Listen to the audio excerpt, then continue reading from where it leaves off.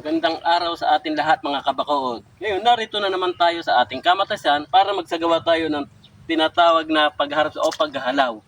Kasi napansin ko, meron ng pailang-ilang hinog at tara tingnan nyo at uumpisahan na natin harbisin o pitasin.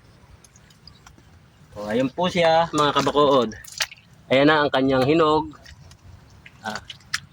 Siguro sa aking pag-aaraw, sa aking ini-expect, makakukuha to ng mga hanggang 50 kilos. Yung unang pitas.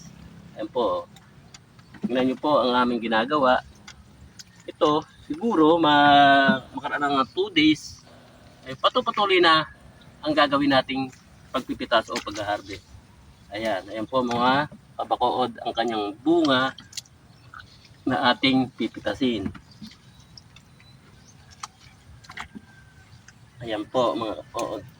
Ayan, tingnan nyo po ang aming pinipitas na kamatis. Ito yung tinatawag na may silay. Mga kabakaod, narito na ang ating napitas na kamatis.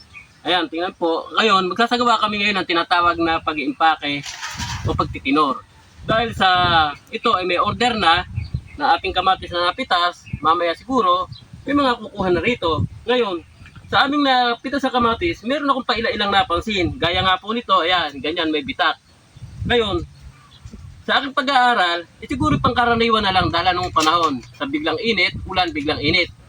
Eh kung ang tatanungin naman, para sa akin, hindi siguro to fungus o kung ano pa man dahil sa una, gaya nga nasasabi ko sa inyo, ito'y sagana naman sa calcium at fungicide at insecticide.